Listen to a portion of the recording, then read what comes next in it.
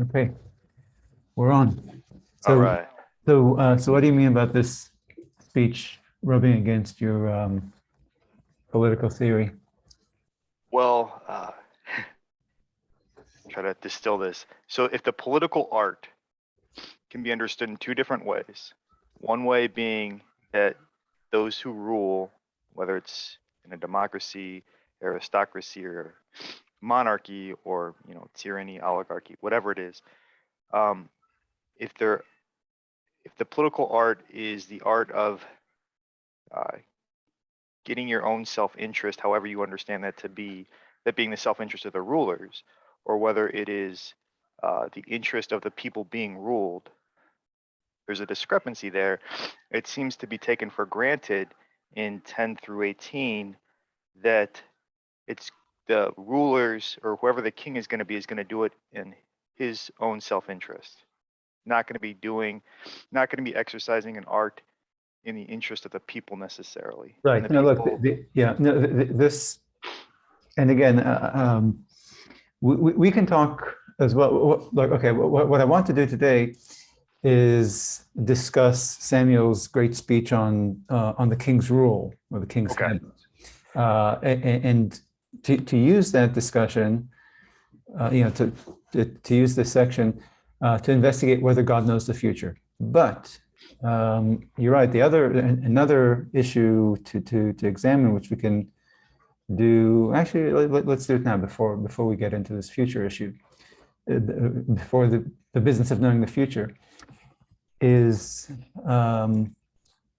whether the Bible's political theory, political philosophy, is what you just said. That the people's agenda, the people's business gets conducted by the ruler, whether that ruler is democratic, oligarchic, aristocratic, or monarchical. Because that certainly is not Samuel's position here. Okay? Samuel's position is that in monarchy, unlike in a judgeship or in the rule of elders, which came beforehand, because of the imbalance of power, the king's private interest, the king winds up abusing his power or putting his interest above the people's interest by necessity, is what he's suggesting. And yet, elsewhere in the Bible, the biblical authors suggest that they're good kings.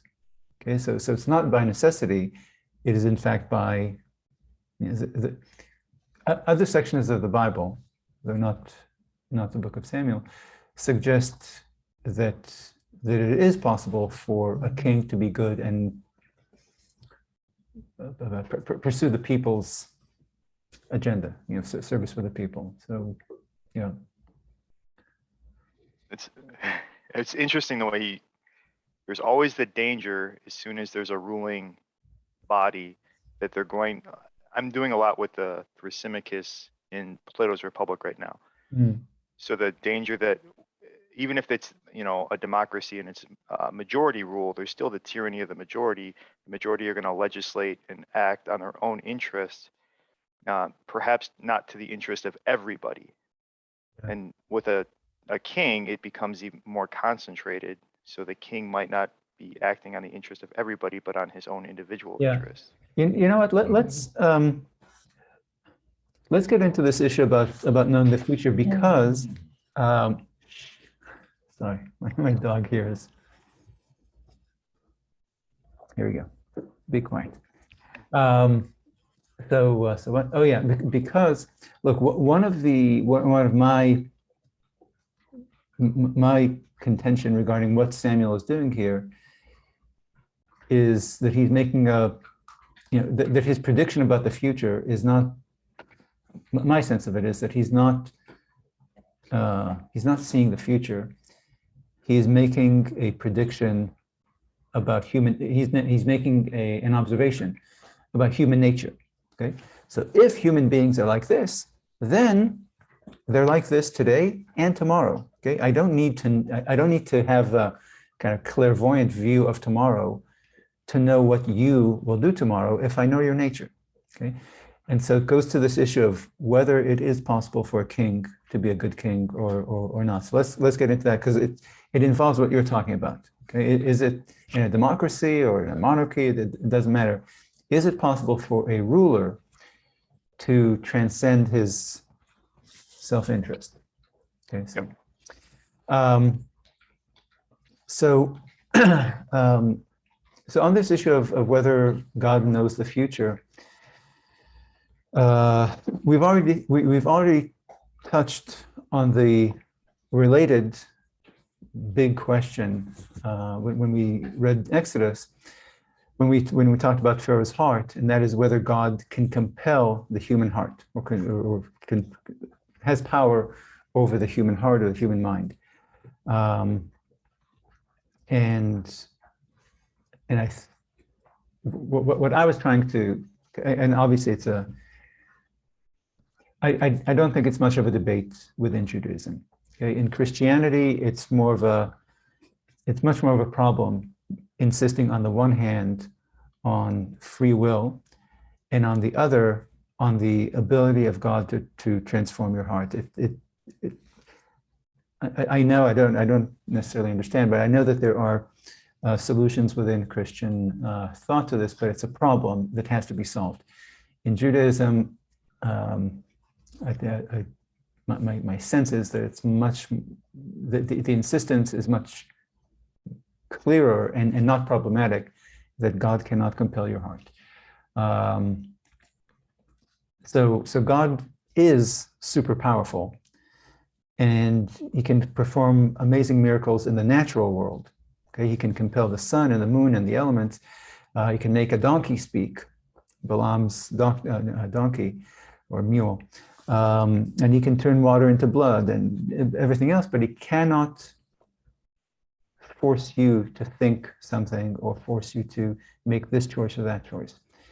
So there's no real ambivalence about that in the Hebrew Bible. It insists on it.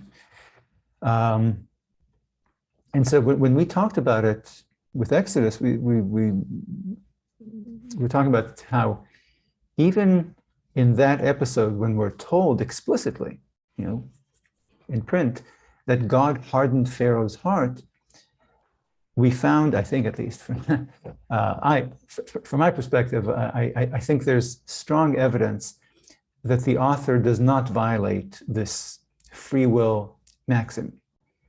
Okay, there seems to be evidence in the text itself that the author is aware that this phrase contradicts a core truth that the author himself is trying to promote, and the author himself leads us to the solution to how this, in fact, this phrase does not contradict that. And elsewhere, we see repeatedly in the Old Testament that God is not omnipotent. Okay? He's not all powerful because he has no power over the human heart, and which means that he cannot direct the course of human events. Okay? People are in charge of what happens in history, in what happens in human society. And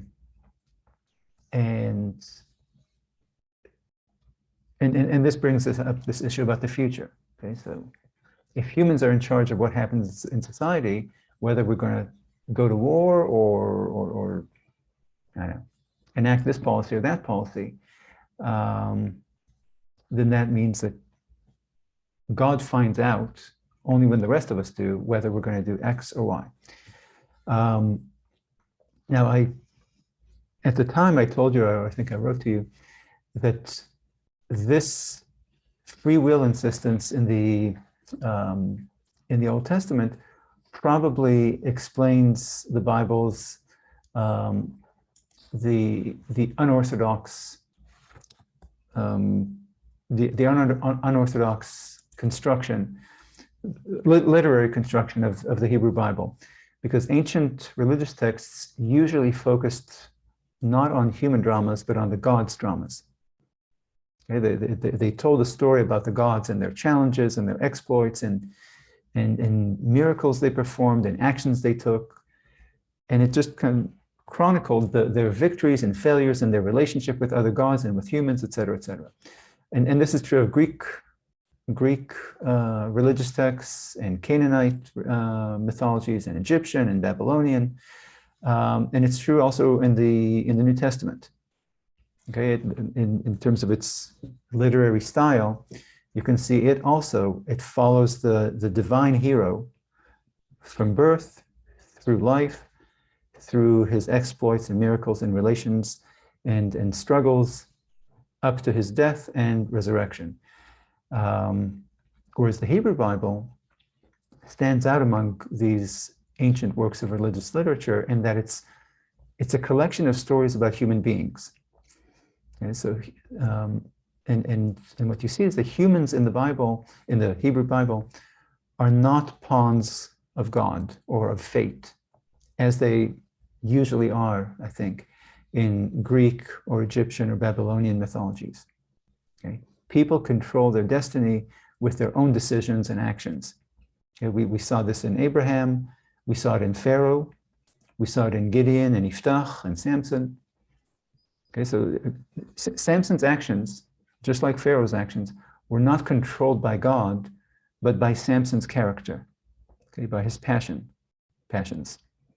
Okay?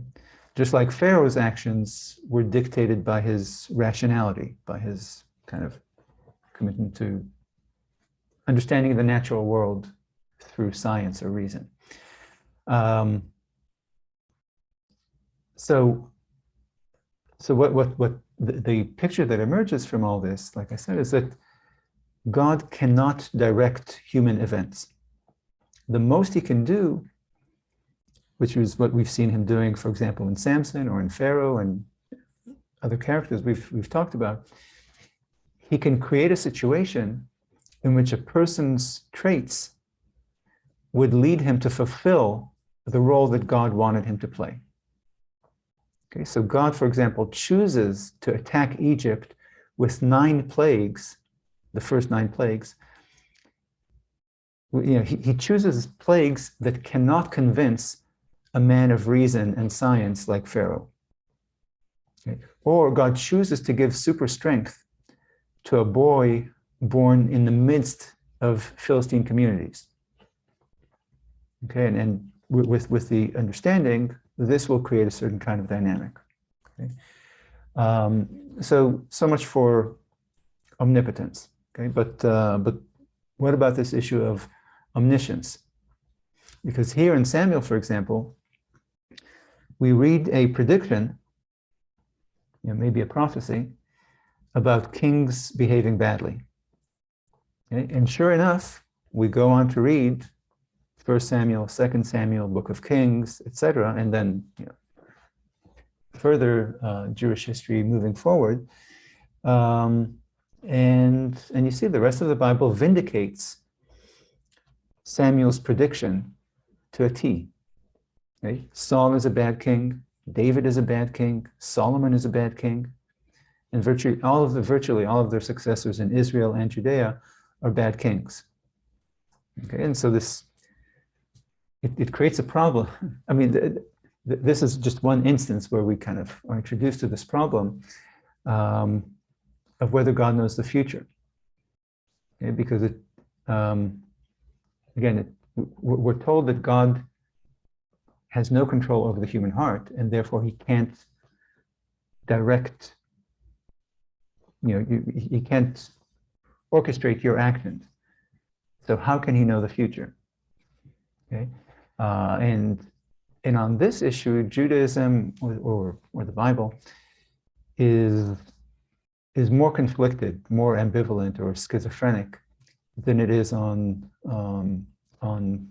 omnipotence, because when you look at the book, you get mixed signals. Okay? You see, if you want to show instances in which God knows the future, you'll find them. If you want to see instances in which God does not know the future, you find them. Okay, so just off the top of your head, or kind of your familiarity with this book, if you wanted to make a case for God being all-knowing, or specifically knowing the future, what could you point to as evidence? Is evidence. Evidence that God does know the future.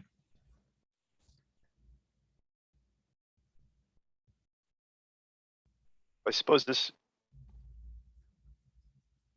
insofar as he predicts all kings will be evil, or we can attribute that to God through prophets, and all kings end up being evil. That would be one instance. Yeah, but yeah, so this is this is definitely wrong. But what else in the Bible can you think of then that God, that you read and okay, God obviously knows what's going to happen. There was, I don't know if this works because this is kind of a compromise, but pre-flood, he says that the heart of human beings are wicked and they'll always do wicked things. And then post-flood, he has to make a law. It seems to play out. You don't see any Noahs after the flood. And I don't know how pure Noah was. He seems to be. Oh, I see. Yeah, so yeah, but he's not really I mean, look, in the flood story, God is predicting a variety of things. First of all, he's predicting that there's going to be a flood. Second, he's predicting after the flood, he gives Noah's family predictions about the future. But all of those, but specifically in that story, these are predictions that God makes about his own future conduct. Okay, so about future conduct outside. Yeah, about look, if I tell you, okay, so God tells Noah, "Hey, I'm going to destroy the world," or he tells Abraham, "Hey, I'm going to destroy Sodom and Gomorrah," or telling Moses, "I'm going to take the Israelites out," okay, or telling the three patriarchs, "I'm going to give your progeny this land," okay. So that's God's foreknowledge about God's own actions. I will do this, just like it's not evidence of knowing the future. Okay, so I can prove to you, I can predict correctly that in 5 minutes I'm going to get up and walk out of here. Okay, but that's not evidence of me knowing the future. I just know I can predict my own future actions. Okay, I know that right now I'm going to reach for this glass. Here, I did it. Okay, so that's not knowing the future. It's just knowing what I want to do and that I will do it. For evidence that I know the future needs to be if I can predict what you're going to do. Okay, so we need to find evidence of God knowing how human events will shape up rather than God knowing about future divine actions. So this is assuming our last conversation too, but the hardening of Pharaoh's heart, if he didn't actually reach in and harden Pharaoh's heart, then he knew exactly how Pharaoh was going to react. Right, except to certain prompts. Right. But no. Yeah. No, you're right. So because God tells Pharaoh, tells Moses. There we go. Tells Moses, "I'm going to do this, and Pharaoh will do that." Okay. So it looks like on paper that, hey, I know what Pharaoh's going to do, but I think there, specifically in that case, because we talked about, we can see how, because of our discussion about omnipotence, that again, my theory, I think it's supported by the literary evidence there, is that God is setting a trap for Pharaoh, and so that's kind of like me saying, we're going to come back. I'm going to lay a trap here for a rabbit, and tomorrow you and I are going to come back, and there's going to be a rabbit here. Okay. So it is predicting the future, but not based on foreknowledge, but based on a kind of an analysis of the situation. Okay, Pharaoh is a man like this. I'm going to do this. It's going to trigger him to do that, and this will be the result. Okay, but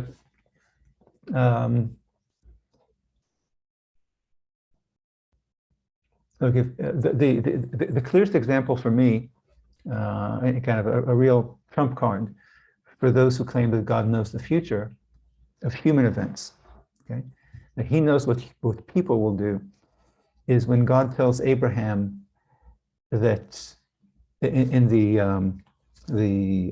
I'm pretty sure it's in the covenant of the pieces. He tells Abraham that his seed, his progeny, will be enslaved in Egypt for 400 years and then be led to freedom. Okay, so the led to freedom part is not evidence because that's just God telling Abraham what God intends to do. Okay, but God knowing that the Israelites will migrate to Egypt and that the Egyptians will enslave them, that's very strong evidence that God, and then we read and see that's exactly what happened. Okay, so that is strong evidence of God knowing what people will do in the future. Okay, because that is not something that God controls. You know, whether the Israelites will decide or not decide to go down, whether the Egyptians will decide to keep treating the Israelites nicely the way they did under Joseph or treat them poorly as they did after. So that's one to me, very strong argument or evidence in the quiver of those trying to show foreknowledge on God's part. Can you think of any other? Just like that.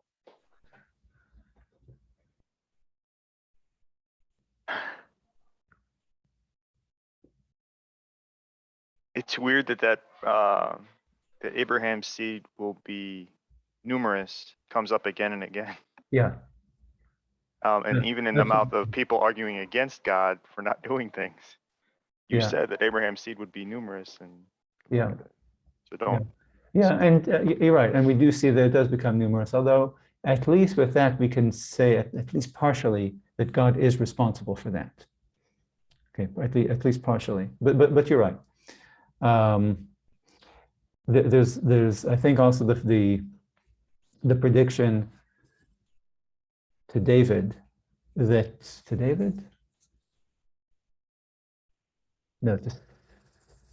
to Solomon, that his kingdom will be torn from him. Okay, and then it is the prediction to whichever Israelite king, northern king, that his kingdom will be destroyed. Okay, and then it is destroyed by the Assyrians. So, and then there's and we'll talk about it. Actually, I'll email you about it. It's in chapter 9 you read about you read it last week when Saul goes and meets Samuel, and then he leaves Samuel and goes back home, and Samuel tells Saul everything that will happen to him on the way home. Okay, so Samuel, which is again God's spokesman, Samuel knows everything that will happen to Saul and every person he'll meet on his way home. And then we read the story, and it's very repetitive. Okay, Samuel tells Saul, "You'll go here and you'll meet these three people, and you'll go there and you'll meet those girls, and you'll meet those." And then Saul says, "Okay, goodbye." And he walks and he meets these three people, and they're holding exactly what Samuel said they'd hold, and they tell to him this. And moving forward, just as Samuel foresaw it. Okay, so again, so you can read the Bible and see instances in which clearly God is predicting what people will do, and proves to be correct. Now, on the other hand, if you want to make the case for God not knowing the future, what can you point to? What instances are there in which God is genuinely surprised by the way human history unfolds? It was not good for Adam to be alone. Right. Eve eats from the fruit and they're banished because he has to have that deliberation that they can no longer live in the garden. Well, but that okay, actually, look, you're right, but how do you know? Okay, how do you know that God didn't know that would happen? Because he's walking in and then he sees them. He doesn't know exactly when it happens. He didn't know that it was going to happen before it happens. But he seems to be surprised when he's who told you you were naked. That whole scene. Yeah, although look,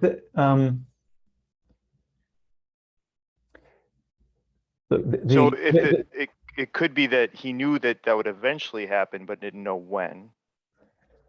yeah, so I'm not sure about that simply because look, in order for us to conclude that God didn't know something would happen, we need to see him genuinely surprised and or genuinely angry, because that the anger is kind of a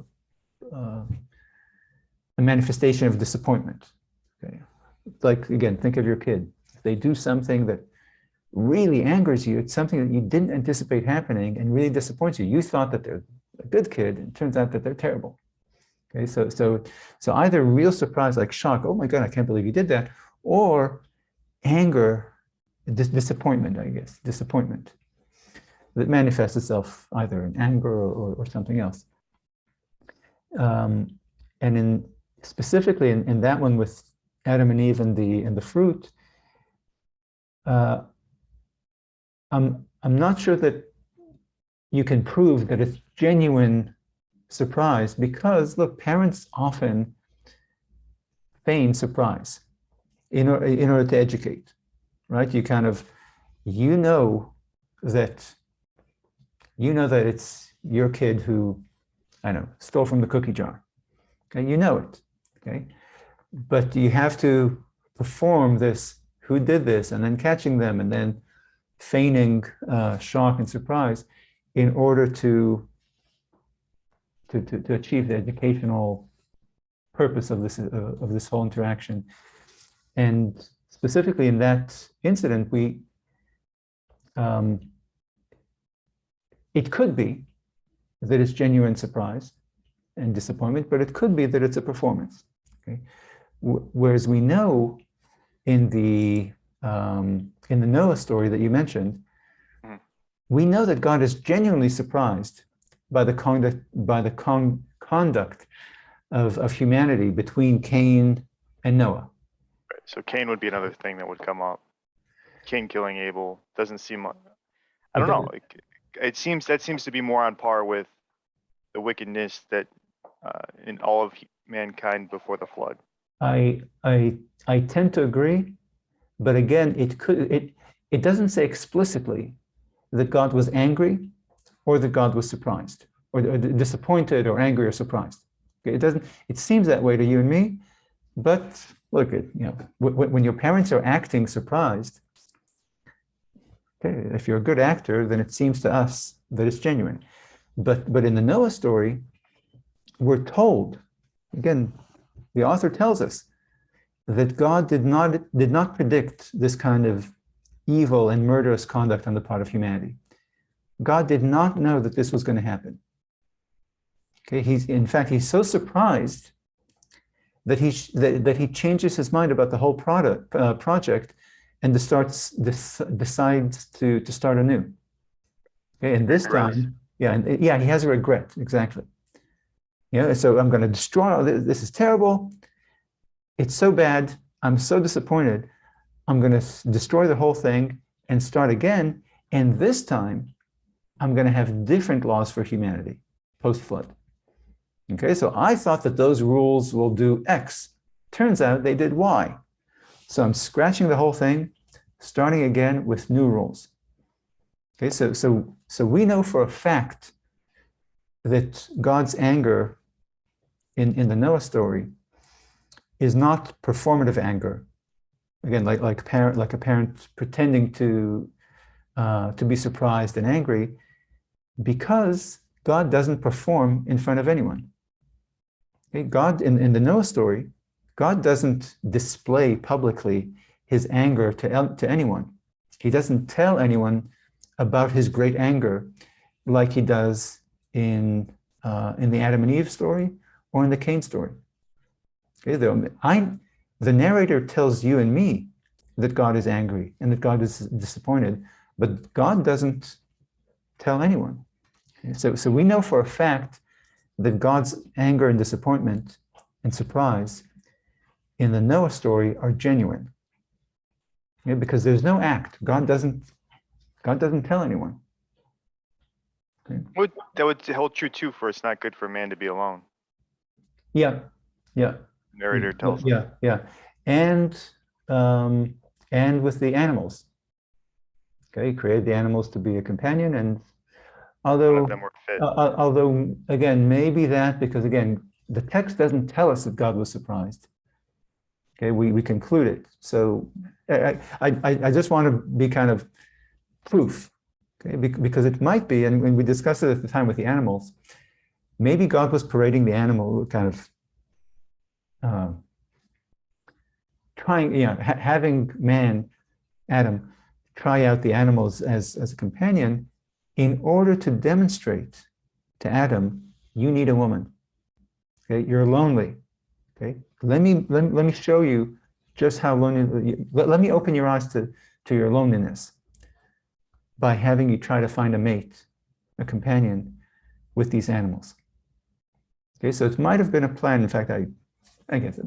So, but the important part is that the text maybe suggests that God is surprised there, but it does not tell you he's surprised. Whereas in the Noah story, it's you cannot argue that God knew what was going to happen because God himself tells us that in word that he's angry and disappointed, and then he tells us indeed that he didn't anticipate this because when he starts anew, he starts with new laws. Those old laws had an effect that God did not predict. And so now he's trying new laws. Okay. Where else can you see God genuinely surprised? Again, genuinely surprised, genuinely angered. The golden calf story comes to mind. Exactly. Yeah, same thing. He's and again, where you don't have to kind of read God's mind or see is he acting or is he not acting, because the text of an all-knowing author tells us that God was sincere in his intention to obliterate the Israelites and walk away from his promise to Abraham. Okay, so thank goodness Moses talked him out of it, but Moses had to talk him out of it. God wanted to throw these people away. Okay, so again, if God knew the future, or if God could see into our hearts, he'd have known before. But he'd have known before the Israelites' many sins that they were not worthy of him. He only found out in real time when the Israelites did all these terrible things. And you can add the sin of the spies to that. Okay, it's not as clear, but it seems that in that case too, God expresses genuine, sincere disappointment at the Israelites' lack of faith in him. Okay, so not only can God not compel the Israelites' heart to trust that he will come through for them, but he also seems to indicate that he had that he did not expect this kind of faithlessness on their part.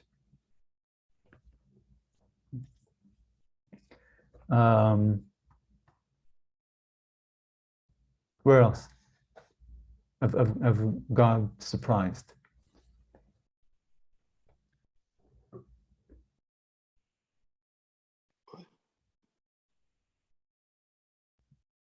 I say at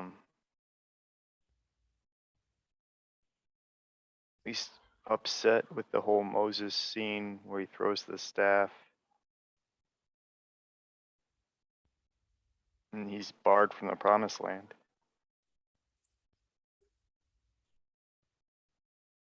I would say yes. I'm trying to. It's not as clear. It's not as Yeah, it's not as clear, but it again, it seems sincere, but look, I prefer to take cases where I can prove that it's sincere, because either God tells me in his own words that he's disappointed or surprised or angry, or the biblical author tells it. And there we see only God's actions. But I agree. There's also the story of Jonah, which we haven't read, God there is surprised in the other direction. Okay, so he's already decided to wipe out the city of Nineveh because of its wicked people. But then, to his surprise, they repent, so he changes his mind. And we're told, we don't have to go there, but in Jonah chapter 3, God kind of tells Jonah that I'm changing my mind. And again, so the text tells us explicitly, God expected to do this because he did not anticipate that the people will repent. But the weird part in that story is Jonah says, I knew you were going to do this the whole time. Yeah, Jonah didn't trust. Yeah, well, Jonah was afraid, Yeah. But that's on Jonah. But you're right. You're right. Why did you make me make a fool of myself this way? Yeah. But and Jonah's I think he's the only prophet who is on the side of destroying people. Like all the other prophets intercede with God to try to protect a certain people. That or argue with God. That I don't. Abraham, Moses. Yeah, that I don't know, simply because I don't know. I mean, you might be right, but I'm trying to think of did Jeremiah and I don't know. But here, let's Jonah.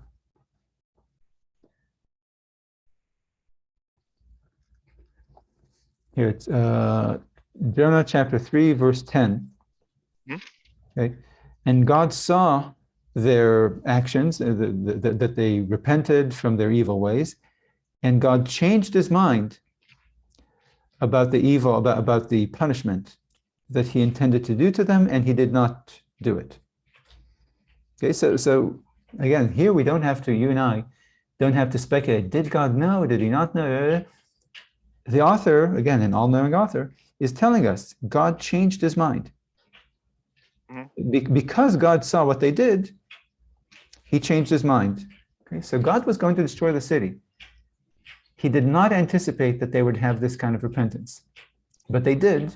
And so God now found something, saw something with his own eyes that he, so again, this verse tells you about a God that does not know the future. Okay, he has to learn from reality, from the unfolding of human events, what's going to happen. And again, in God's own words about changing his mind, in our story, what we'll read for next week, God tells Samuel, actually, you can go to it, actually, in chapter 15, that he regrets crowning Saul as king. Okay, so God tells Samuel, and therefore tells us in his own words, that I regret doing this. I did not know that Saul was going to be such a crappy king. And so now I regret picking him. Okay, so God is telling you, my original plan was to stick with Saul. Okay, and so now we know David was a later decision. Okay, after God witnessed Saul's conduct in office, he changed his mind and decided to go with David. But this is so, I don't know how this plays into it, but it's what I think of is, well, Saul came from Benjamin, and if we go back to Jacob's story and his sons, and David came from Judah, and as we talked about back then, Judah seems to come out on top. In Jacob's his dying speeches and his description of his sons. Yeah. So even back then, it seems like the line of Judah is destined to produce a David, as opposed to the line of Benjamin producing a Saul. Yeah, so so that again, if you take Jacob's blessing as kind of divinely inspired, you can add that to the list of again if, which we don't know it was. But then does that open up the I mean, we're not told that it was. does that open up the possibility that perhaps these, like Jacob knew something God didn't, or like in the Jonah story that Jonah knew something that God didn't? Let me go back to Jonah. I So want to see. Do you remember where Jonah tells him? Yeah, that- 4:2. He prayed to the Lord saying, "Oh Lord, isn't this just what I said when I was?" Yeah. Okay. Wait, 4:2.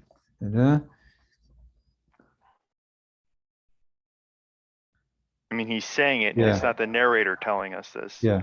So it's not as reliable as the narrator telling us this, but it's set up that way.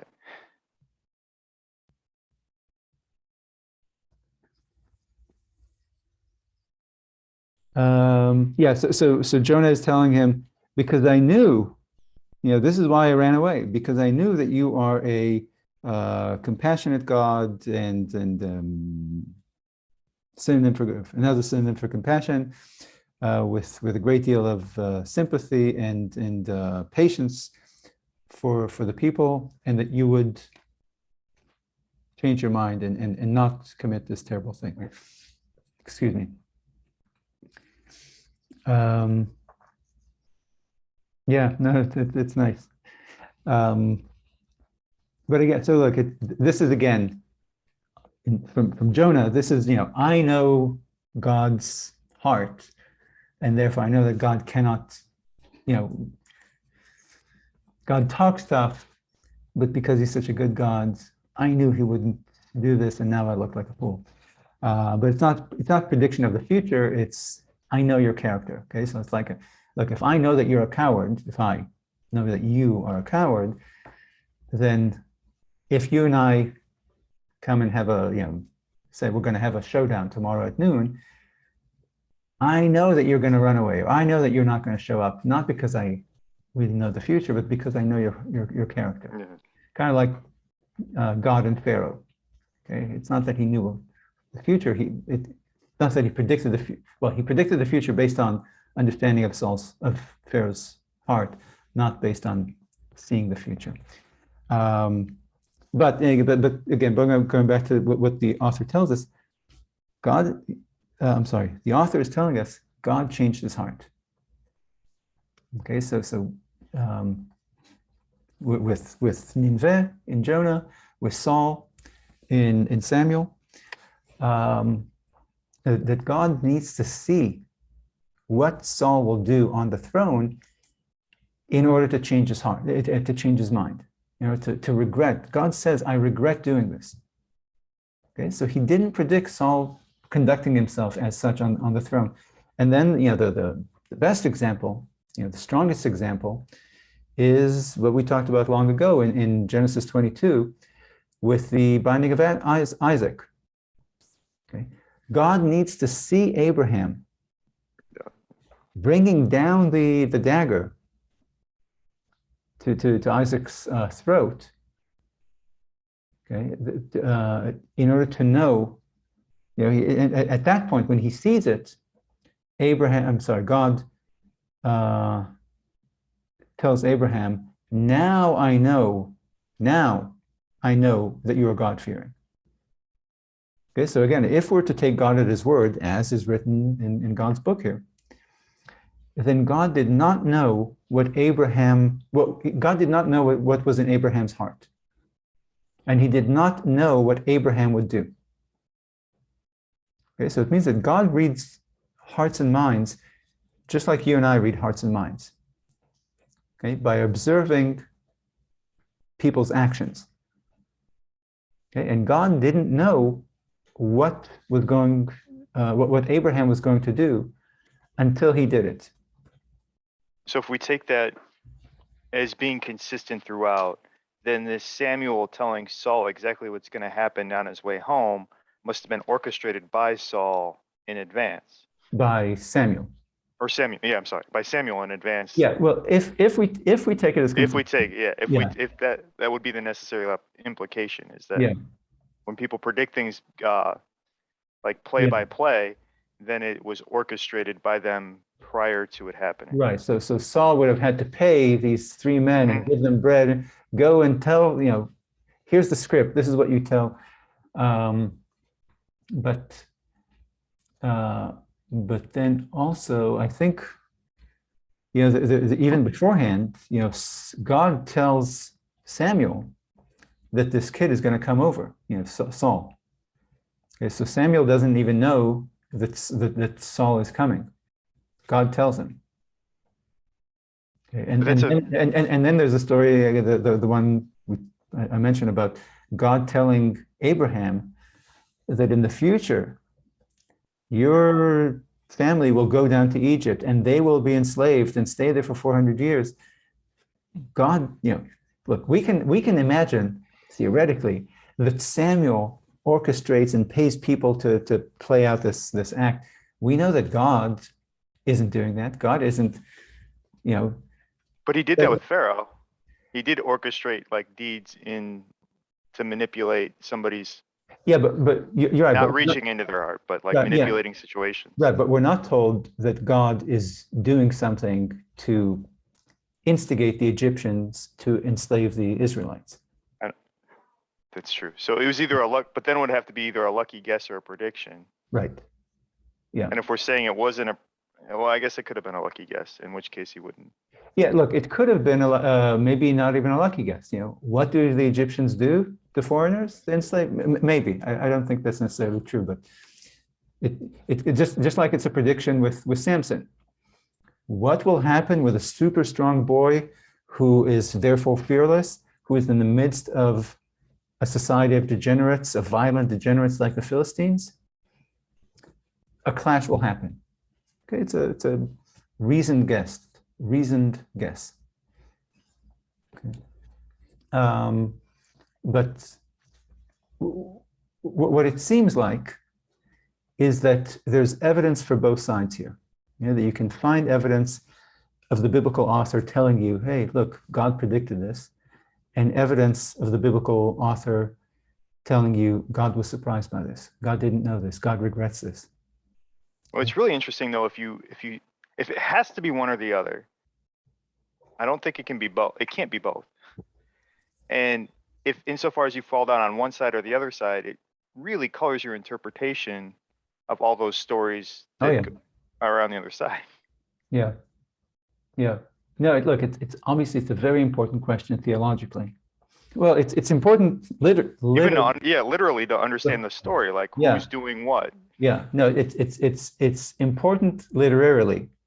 Who is the driver of the action here? Number one, but it's important, especially in a work of literature that is theological.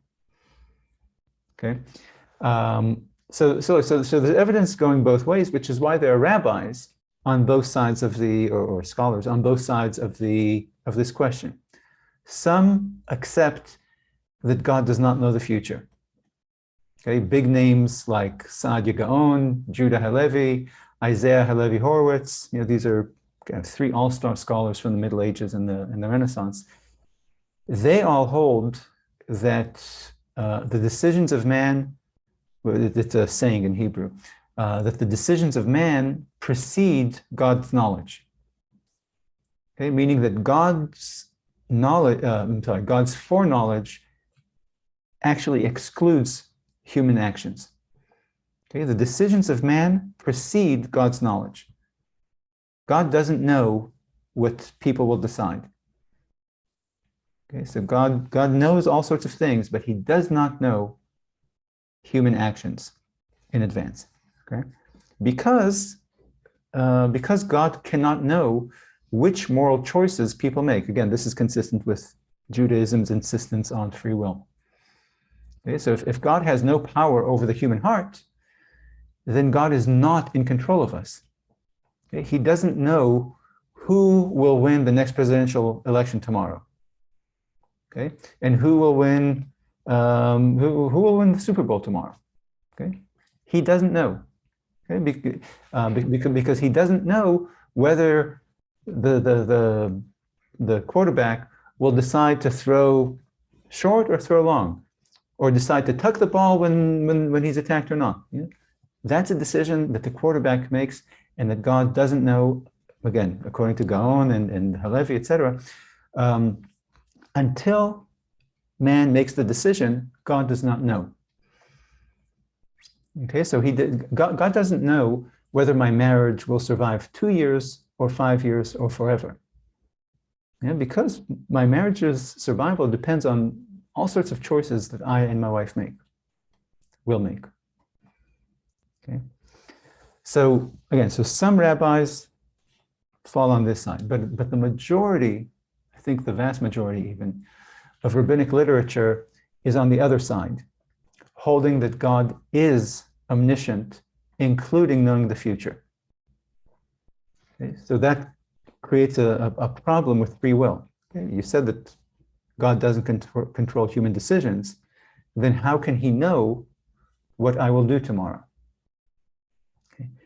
And the solution to this, I think, among the standard, or the most common solution to the free will problem is by pointing out, these rabbis point out, that God exists outside of time.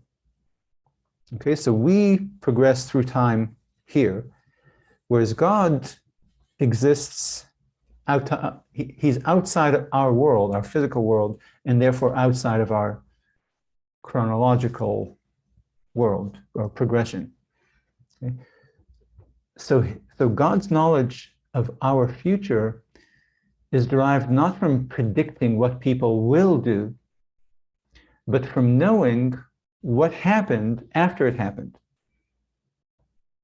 Okay, do you see what I mean? If you're outside of time, it's what you see with your eyes, or versus what you reason or inductively reason what will. Oh no. That's not what I mean. If you're seeing it from outside of time, from a bird's eye view, then you see everything, and so you can exactly see it. Right. You can see it. Okay. Whereas I was the other already way, there. you have to reason. I was already there tomorrow and saw the result of this. Okay, so for example, look, I know right now, I know what shirt you chose to wear today. Okay, but if I existed outside of time, if I were transported to a week ago, okay, I would be able to say, a week from now, David will choose this shirt. Okay, but it's not because, again, a week ago, again, if we transport ourselves to a week ago, it's not because you don't have a choice over which shirt to pick, or because I know, it doesn't constrain your free will. Okay, the only reason I know what shirt you will pick a week from now is because I was already in the future. Okay, I was in the future a week from now. I saw the shirt that you freely chose, and now here I am back a week ago, and I can predict this accurately. Okay, so it's not that I know what you will do, not because you don't have complete free will, but because I'm a time traveler. Okay, so I see the results of your choices at all times. Okay, but it's not that I can compel you to do it, or that even, well, again, I know what you will do simply because, for me, this has already happened in the past.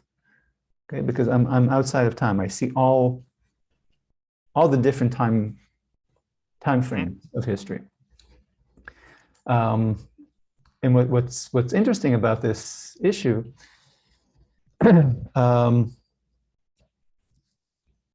well, okay, when we talked about omnipotence, it seemed clear to me that the author is aware of this problem and he wants to solve this problem. He's guiding us to a solution that clarifies that people are in charge, that God has no power over the human heart. People are in charge. On omniscience, on knowing the future, it seems to me, and again, maybe I just haven't found the key that the author left for us the way that I think we both did with Pharaoh's heart on omnipotence, but it seems to be an issue that troubles us, biblical readers, over the past 2,000 years, much more than it bothers the biblical author himself. Okay, this question of whether God knows the future, and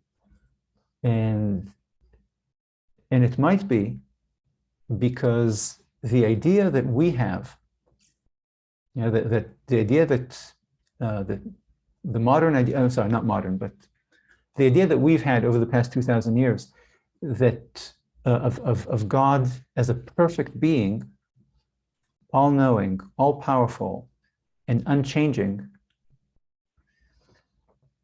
this notion of God originates not in the Torah and in the Bible's early books, but in Greek thought. Okay, the idea of God as kind of an image of perfection, all-knowing, all-powerful, and unchanging, like constant. Okay, this is a Platonic idea. Okay, it's you see this concept of the divine in Plato's theological effort to strip the Greek gods of all their human qualities and to see them as immutable truths, these unchanging and eternal perfect forms, in contrast to the change and decay that we observe in the human realm. Okay? But in the Bible, God is shown not as a constant, unchanging being, but as someone who changes his mind. Okay, and he changes his mood, and he changes his understanding of a given situation, for example, of humanity in the Noah story. Okay, and he changes his affections, for example, from Saul to David. Okay, so the biblical author, writing whenever that happened, let's say around 1000 BC, maybe before, maybe slightly after, for an audience of that era, doesn't seem to have this clash, doesn't seem to have this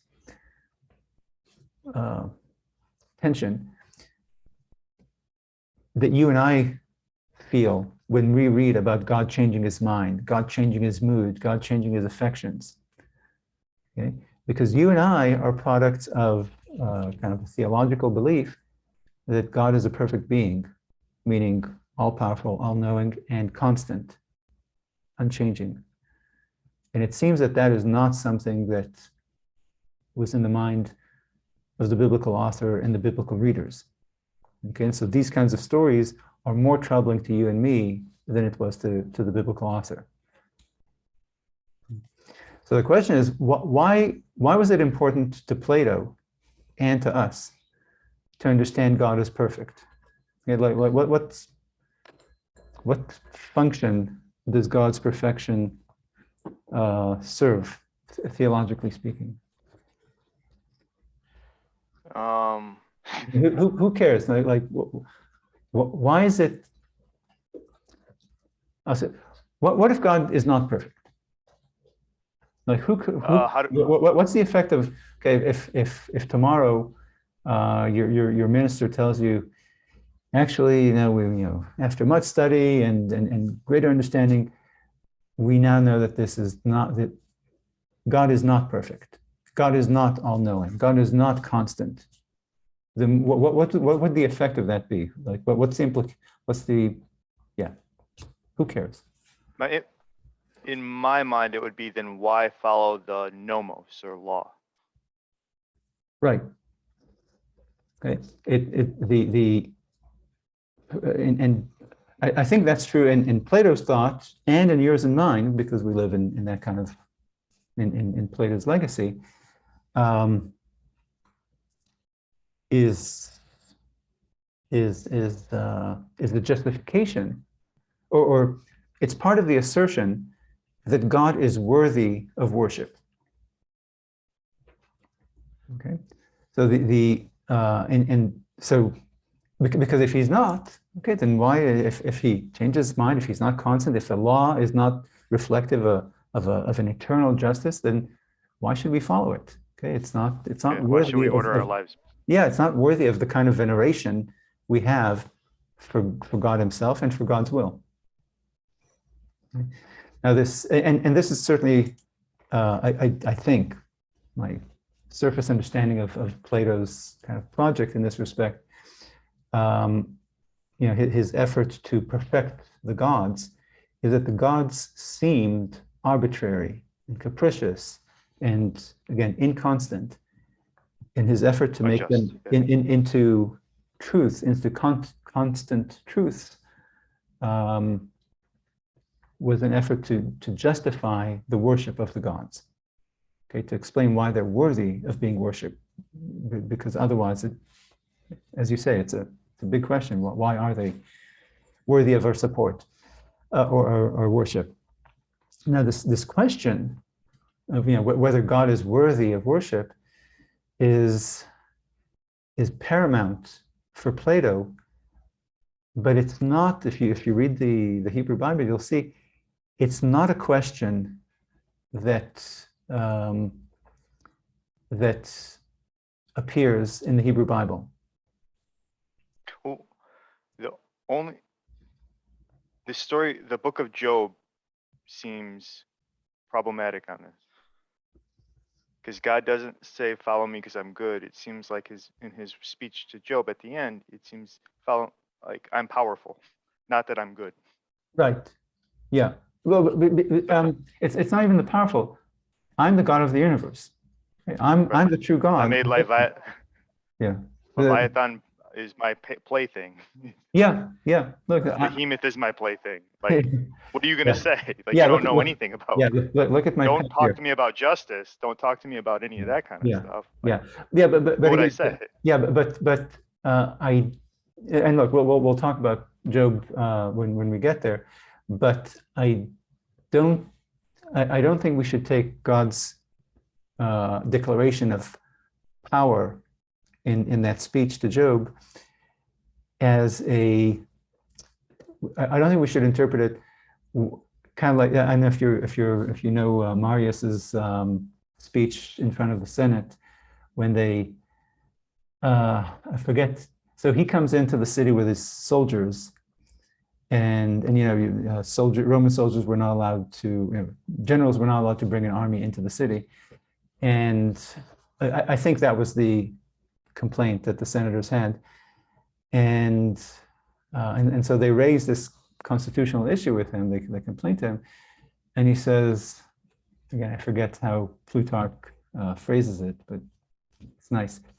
He says, "Why are you talking with us about laws when you see that we're wearing swords, that we're armed with swords?" Okay, so I don't think you should interpret God's speech to Job in that way. Like, don't talk to me about justice. Look at how powerful I am. I think But he doesn't make, in the speech, he doesn't make any appeal to being good or just or moral. Right. No, but those are left to the side. Yeah, no, but I think the implication, and look, and when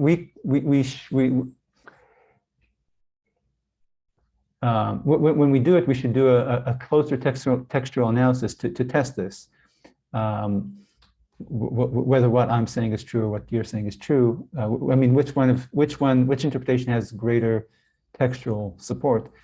But my sense is that he's not saying, forget justice. What are you talking about, justice? I derive my authority not from being just, but from being mighty, from creating all of this. My sense is that the declaration of power and hierarchy between me and you is that you're in no position to judge me, and I'm not going to sit in the witness box for you. Okay, I'm not here to justify myself to you because I'm God and you are an ant. Okay, but so it's not that he's saying, my sense of it, that justice schmustis, look at my power. I think he's saying you're not qualified to judge me. You're not, the idea that you would judge me is, again, just like, think of your toddler trying to understand your finances. It's ridiculous. Okay? You're not competent, and I'm not going to sit here and subject myself to the moral scrutiny of a moral ignoramus. Okay? But back to Plato. Like, no, go ahead. Yeah. No, but it seems on every human level, what was done to Job, he didn't deserve. Like, it was unjust. Mm. And his friends are telling him it's not, but it doesn't, like, their arguments fall through. Yeah, no, look, that book voices the sense of injustice of every human being who lives in the world and sees injustice every day. Okay, and so the book is offering a solution, just like we saw with the Cain story. Okay, if you're going to try to understand theodicy, to solve the problem of theodicy, you're going to go crazy. Okay, you don't have the tools, and that's what God is telling the Job's three friends. You're wrong. You can't make moral sense of the universe because you don't know anything. Okay, you either trust me that I know what's going on, or you don't. Okay, but if you try to understand me, we already saw what happened to somebody who tried to understand injustice in the world when we read Cain. You're going to get angry because, look, human beings cannot solve the problem of theodicy unless they do what Job does. I don't understand it, but I trust that God understands it, and that God is good, and that there is justice here. I can't see it. I can't perceive it. I can't understand it. But it's not for me. But if we read that same reading back into the Greek understanding, into Plato, then Plato was hubristic by saying that he understood, that he was debunking the gods. Yeah, no, of course. Yeah, the message of Job is absolutely anti-Socratic. Yes. Look, look, that's the whole thing about the Greek rationalism. That the why was the Torah given to the Jews? Okay, so that they won't have to try to fathom what should I do here and there. Okay, you're told you do this, you do this, you do this, you don't do this. This. That's what you should do. Okay, and if you're trying to understand, why can't I eat shrimp, but I can eat locust? That's not the point. Do it because exactly. Yeah, look, maybe God could explain it to them. God doesn't feel the need to justify himself to us. Okay, and so the idea that you need to understand, or that you can understand, is paramount to Plato, and not to the Bible. In fact, and to the Old Testament. So look, this question about whether God or the gods are worthy of worship is important to these Greek theorists, but it doesn't seem to be a live question in the Hebrew Bible. There's no attempt to sell the Jewish God to the Israelites. Okay, in the Jewish tradition, oh, go ahead. But the arguments made by Job's friends in the book of Job seem to do just that. Like they Oh, seem yeah. to justify the biblical God. And Right. I'm not saying that those pan out, but where did they come from? Like they Oh, came, no. Look, it's a natural human inclination. Okay. But God is telling, the biblical author and God himself is telling them they're wrong. Okay. Your efforts to defend God against the charge of injustice is wrong. God is telling them, you don't know what you're talking about. You're wrong. And then if I take that back to and so so God is telling the readers, your efforts to see the strings of justice in the world, in your explanation, oh, this happened because you dressed like a slut, or this happened because you didn't eat kosher. You cannot understand the cause and effect. You think you understand why this happened to Job, but you're wrong. And so are you, the three friends.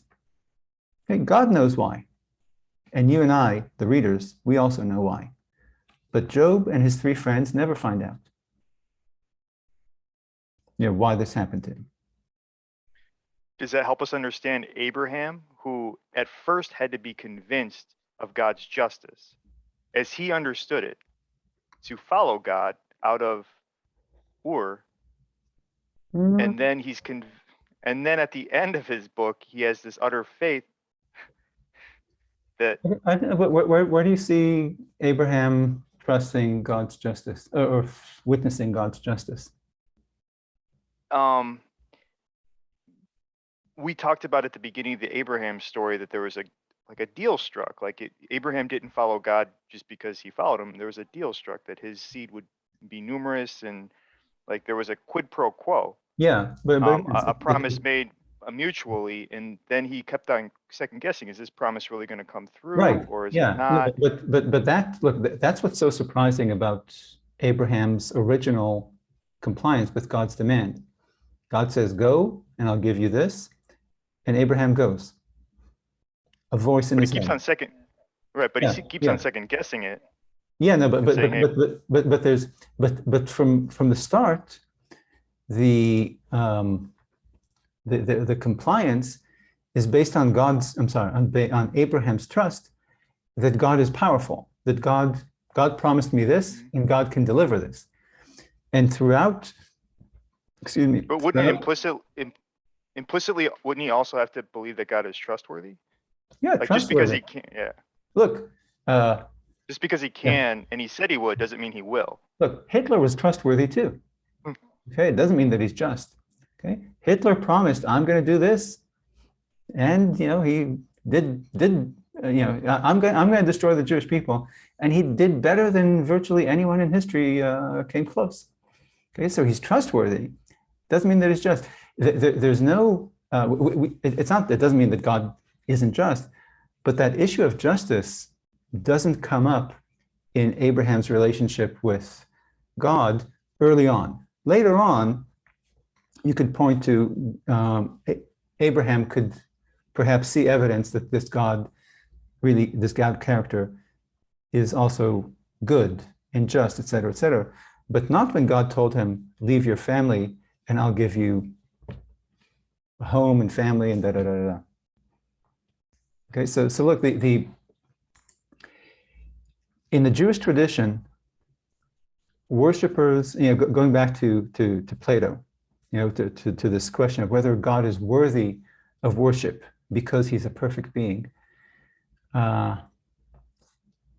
it doesn't seem to be, again, a live issue in the Hebrew Bible, because in the Jewish tradition, worshippers pray to thank or praise God for the good he's done and to ask for God's assistance moving forward. Okay, and neither one of these, again, thanking God for what he did and asking God for things in the future, neither of these imply a belief that God is perfect.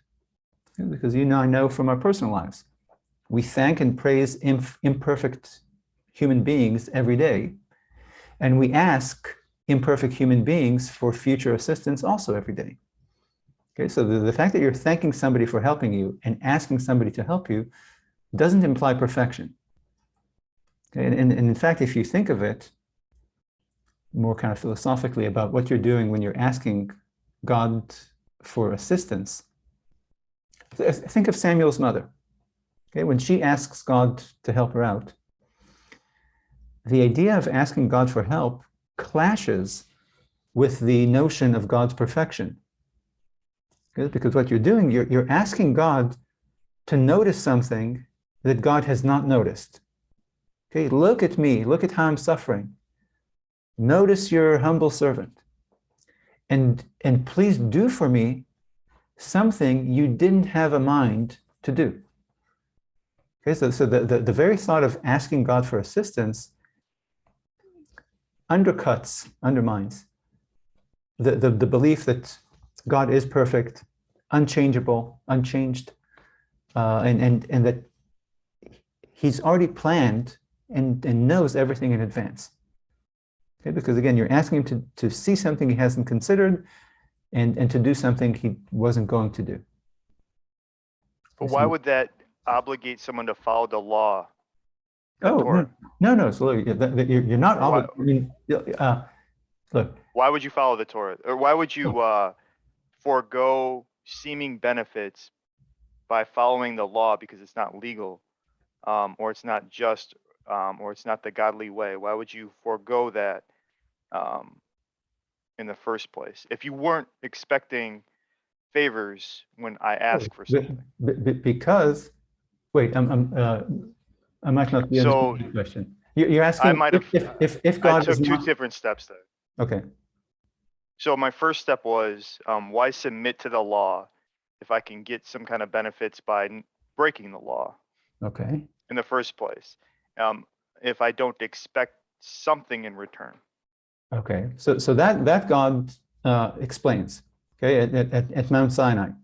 Okay, I am your king. I'm your God. You are my subjects. This is my law, and you will observe it. Okay? Wasn't it the might is right? Just like you with your child. We talked about it at the time, I think. But I think in this, I know we talked about it. I think it was in the context of Mount Sinai. Okay, when you tell your daughter, wear a coat, and she says, why? And you say, because I told you so. That is a perfectly reasonable answer for a father towards his daughter, towards his young daughter.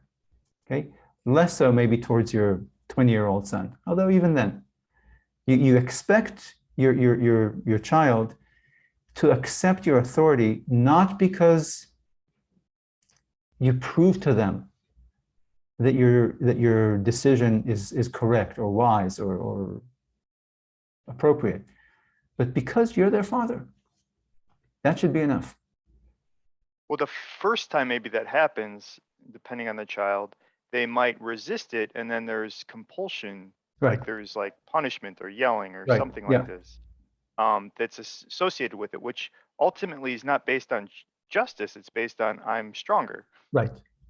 And if you don't, like, it's going to be harder for you if you don't do what I say. Right. And again, at Mount Sinai, when the Israelites commit that sin, he does, God punishes them harshly. And is that the and the other alternative would be, I'm trying to do what's best for you, but when God describes to Job why he does what he does, he doesn't say I'm doing what's best for you. He says I'm stronger. Right. Which seems to be. Look, the biblical author is telling us, you and me, and the people at the time, and Moses was telling the people at the time too, that God, again, just like Abraham found out, okay, God does care about you. Look at what God did for you. He came and rescued you from Egypt, and he gave you the food from the sky and water from the stone, and protected you from the Egyptians and from the Amalekites, everything. Okay, God is good. God is just, and everything else. But that is not the reason why you should follow God. The reason why you should follow God is because God is your God. Okay, that is the deal, that is the fate of the Israelites. Look, it goes back to that question about what kind of choice was involved at Mount Sinai. Did God choose the Israelites and the Israelites chose God? Or was it that God was committed to the Israelites? God is the king of the Israelites. That's it.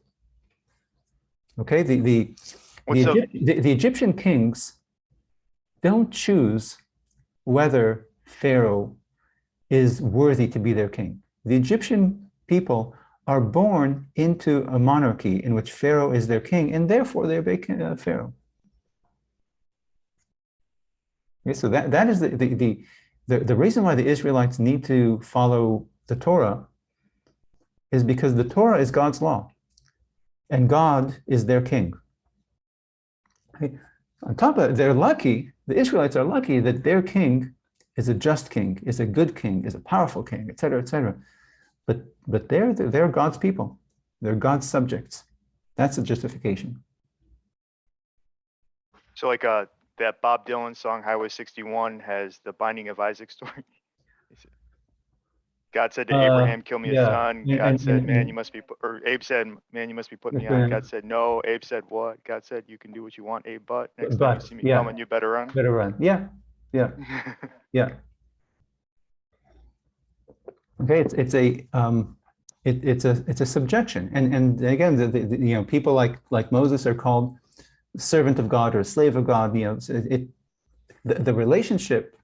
Again, there's a debate about whether the relationship is like a bride, a groom and his bride, or a king and his subjects. But the language and much of the story leans in favor of the king and his subjects. And the name, you know, we talked about the name Israel, okay? Ruled by God, okay? Literally, it means God's people, the people who belong to God. Again, like a slave belongs to a master, or a subject belongs to, or subjected to a king. Okay, so look, again, about this perfection issue, we all accept that a human king or a father or a husband or a teacher doesn't need to be perfect, you know, omniscient, and immutable for us to fear him or love him or be grateful to him or be loyal to him or to recognize his wisdom or his goodness. Again, you know, many kings and presidents and fathers and husbands and teachers, again, none of us is perfect and omniscient and everything else, but we do inspire love and gratitude and loyalty, and you know, people see us as wise or good or whatever else. Okay, and by the same token, it's not God's perfection that earns him the fear and the love and the gratitude and the loyalty and the deference and respect of his followers in this book. Okay, it's not perfection. It's justice or power or his rank, whatever it is. Okay, there's at least no explicit claim that he's perfect and therefore we love him or are grateful to him or subjecting ourselves to him. Okay, so it's an interesting historical question. Okay? How the idea of God's perfection entered Judaism. Okay? Because today that certainly is, and I think already in the Middle Ages, it was, it became a tenet of Judaism that God is a perfect being. Okay, and again, his it coincided with, and it coincided with a Greek influence. Or Greek.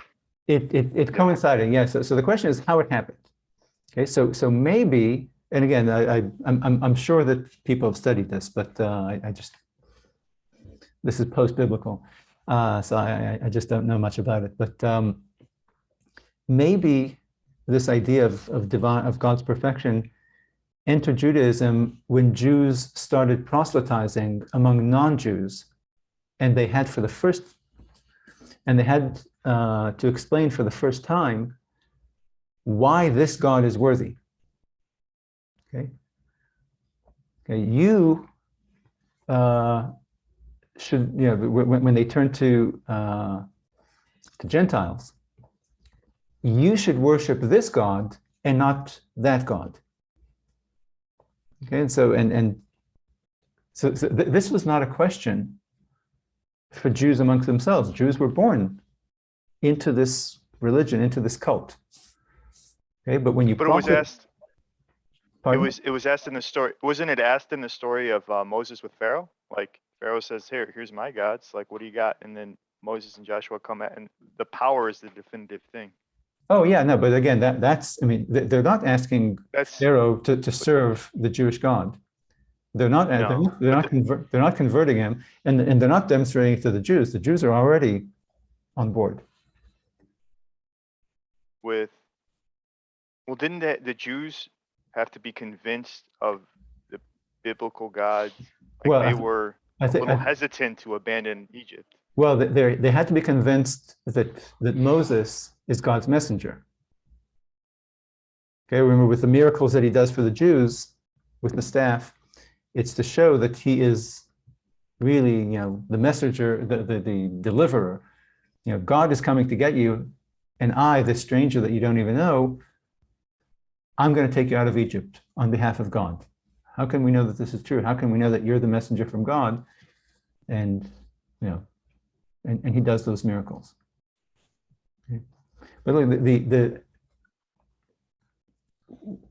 Jews who are born into Judaism, or Israelites who are born into this nation that has a God, okay, you're born into this, and again, this struggle of, is God worthy of worship? You don't see it reflected in the Bible among the Israelites. But in the post-biblical Judea, or maybe even in late biblical Judea, we know historically that Jews, that Judaism was a religion that was expanding beyond Israelite circles. Okay? And so, and these Jewish missionary efforts, so first of all, you had to explain to people who were not born as subjects of God why you should abandon your God and worship my God. Okay, so that's a question that, so what, I had to explain, why is my God worthy of your worship? Okay, so that's an answer that perfection does answer.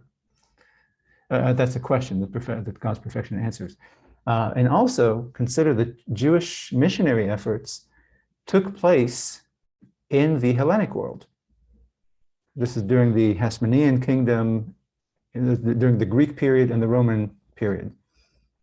Okay, so not only did these Jews have to, Jews and Christian Jews by this point, not only did they have to explain to their target audience why the God of the Bible was worthy of worship, which is a question that doesn't come up among Jews themselves, but also these Gentile targets were operating within the intellectual world shaped by Greek thought, by Platonic thought. And so maybe this idea of God's perfection entered in the context of proselytization. And who knows, maybe that Christian era, among Christian Jews who were much more comfortable with proselytization on the outside. Although actually I take it back, because from what I know, during the Hasmonean kingdom, during the Greek era, Jewish missionary work was, again, pre-Christian, was perfectly fine, and took place in all directions. So in any case, this question of whether God is worthy of worship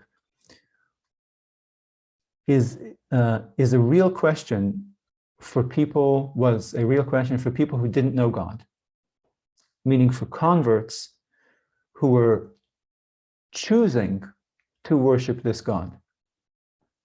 Okay? But to Jews, this was never a pertinent question. Okay? This was their God since their inception of a people, and they were his people. Okay, just like, look, your parents are your parents. Okay, it's not a matter of choice. Okay, when you're a child, you're not wondering, are my parents worthy of my obedience and respect and subservience? Okay. They were assigned to you at birth, and their position is what dictates your subjection to them. Okay. But if you wanted to get a friend of yours, if you're proselytizing your friends, come and join my family, then you'd get into this question, oh, my parents are, they're so good and they're funny and my mom cooks great food and look at my house and everything else. My parents are worthy of you choosing them. Okay, so it's a question that comes into play when you're recruiting. It's not a pertinent question for people who are born into this hierarchical relationship. Okay, so so that's a question. I'm assuming that that's when this Platonic idea came into Judaism, but it's an educated speculation. But for us, look, for you and me living 2,000 years beyond that, or 2,500 years beyond it, then okay, we live at a time, for the past 2,000 years, when the Jewish God has become infused with, or infected with Platonic philosophy, which means that our understanding of God has come to include what we refer to as God's infinity attributes. Okay, all-powerful, all-knowing, immutable, perfect. So even if we put aside the God of the Bible itself, of 3,000 years ago, as portrayed on the pages of the Bible itself by the biblical author, but for us, where by now Judaism has an image of God as a perfect being, does a perfect, omnipotent, and omniscient God necessarily know the future?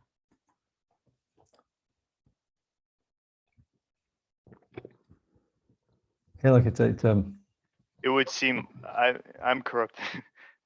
I want to answer yes. Yeah. That if you're omnipotent, and omniscient, and I guess you'd have to also assume like mechanical cause and effect rules. But that's still Right, yeah. it's modern. Well, first of all, it means that I can make something happen because I can make you choose. Like I can make you choose. I can know that you will marry that girl and not that girl because I can make it happen. I can reach into your heart and compel you to choose this one, number one. And number two, again, if you're all-knowing, it means that you also know the future. So, but look, I told you that the way the rabbis give God knowledge of the future is by believing that that for God, the future has already happened in some sort of a different dimension, and that God exists in all dimensions and all times, and therefore God knows the future.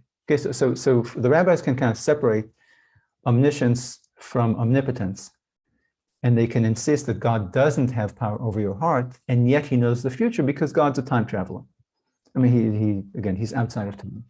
Okay, so for God, the past has already happened, and that's how he knows the future. And that preserves your free will, or something, again, mystical like that is how they see it. But there are commentators who consider God all-knowing and all-powerful and immutable and perfect. Okay, so they're already, again, the modern or medieval thinker or classical thinkers who already, by this point, have this notion of God as a perfect being, this Platonic idea, but they still insist that he does not know the future. Okay, so how would that how could that be? Okay, how could I'm sorry, that he doesn't know the future and that he doesn't control the human heart. Okay, that he is all-knowing, that he is all-powerful, he is perfect and immutable, and yet he cannot control the human heart, and he cannot know the future. Okay, so it's again, I'm agreeing with you that it seems that, okay, if you're all-powerful and all-knowing, then obviously the future is knowable to you. But this is how they explain this apparent head-scratcher. It would seem, so I'm still convinced by like Spinoza, like Spinoza's arguments that knowing all means knowing everything. But it would seem like you'd be arguing against a possibility that human beings are outside of that, but then it seems like it's a contradiction in terms. He's no longer all powerful because that's something out of his power. Right. So it seems like a self-defeat, an internal contradiction. Okay. That you can't be all powerful without being able to control Everything. A puny human being's heart, choices. You can't be all-knowing if you can't know the future, because that is not all-knowing. But this is how these look. And again, if you're a classical or medieval or modern rabbi or thinker, and God's perfection is a given, by now it's been infused into Judaism, because Judaism evolves too, beyond what is written in the Bible. And so you know that God is perfect. And yet because you still have the Bible telling you, that God does not have power over the human heart. Okay? And again, at least some rabbis see evidence, again, like Saadia Gaon and Yehuda Halevi, that based on the Bible, that God does not know the future. Okay? So it seems, according to the contradiction that you introduced there, that, okay, I believe that God is perfect and all-powerful and all-knowing, and yet I also know that God is not all-powerful. He doesn't have power over the human heart, and some don't believe that he knows the future. Okay, so how can that be? And this is their mechanism of solving this apparent conundrum of paradox. If you create a board game, okay, you make a game, you build the board, you devise the characters, you make the rules of the game, and you include, when you create this game, you include dice as part of the game. This means that you created a game that even you cannot control or predict. Because you chose to include an element of random choice, a random chance into the game, again, the roll of a dice, it means that even you know everything there is to know about this game. This is your game, it's your creation, okay? But the moment you chose to include dice in this game, you created a game that even you, the master of this game, cannot control or predict.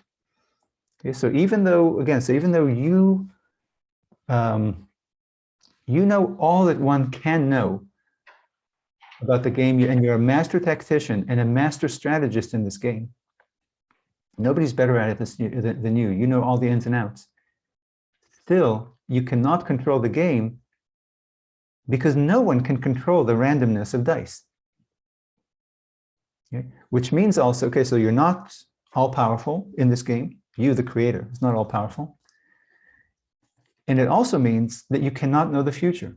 Okay? You don't know who will win or lose in this game because you don't know how the dice will roll. Okay, so the question is, in this context, with this board game that you created and that you're the best player in the world, would you consider yourself, again, a creator of the game and a master of the game? Would you consider yourself to be all-knowing? No, I don't think, because I think in order to be all-knowing or all-powerful, you'd have to have control over all of the players of the game, all of the forces of nature, all of like the weighting of the die. And if you could control all of like those, it's pointing to the limits of power. It feels like if you're limited to the power of only knowing the rules and how the game works, Right. and you're influencing like these outside forces, you don't have power over those. Right, you don't have power over it, but like it's kind of a,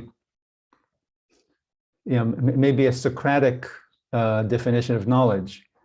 I mean, the counter to what you're saying is that the counter to what you're saying is a different definition of knowledge, that knowing everything includes knowing that dice roll randomly and chaotically. Okay, knowing everything means includes knowing the dice are random and chaotic, and that no one can predict the roll of a dice. So again, in this framework or paradigm of what knowledge is, all-knowing, the term all-knowing doesn't mean knowing the future. Because look, the future hasn't happened. So it's unknowable by definition. Okay. Instead, in this context, or in this paradigm of what knowledge is, all-knowing means knowing all that can be known, including knowing that dice are random. Okay. Wouldn't that also, like, couldn't you just say that the exact same thing a different way, knowing the limitations of knowledge? Mm-hmm. Like you can't, but then you would be acknowledging limitations and it wouldn't be all knowing. Well, again, it goes to the question of what is knowledge, okay?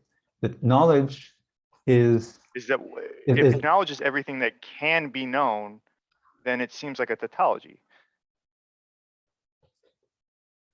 Well, no, being all-knowing means knowing Is all that can be known. Everything that can be known, and acknowledging that there is something that can't be known. Exactly. Okay, so basically, knowing everything includes knowing what things are chaotic and what things are predictable. I guess it's kind of a way of that paradox of, can God create a rock that's too hard, too heavy for him to lift? If you don't know that dice roll randomly and chaotically, then you're not all-knowing. Okay, that's a basic thing about dice. Okay, they roll chaotically and unpredictably. Okay, and so being all-knowing includes knowing this characteristic of dice. Okay, and if you move from the board game to our world, or to the Bible here, then when God chose to create humans in his image, okay, with free will, conscience, and everything else,